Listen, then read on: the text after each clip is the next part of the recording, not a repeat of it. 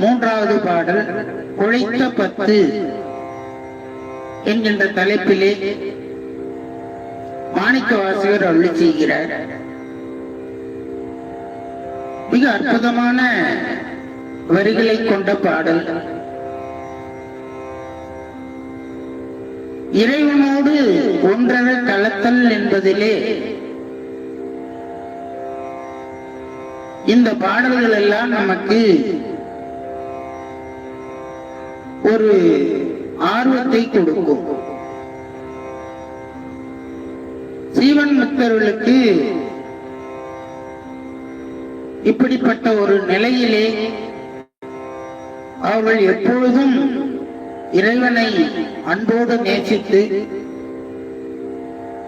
இறைவனுடைய அடியிலே மறவாது இருத்தலே இந்த குழைத்த பத்து என்று சொல்லப்படுகிறது.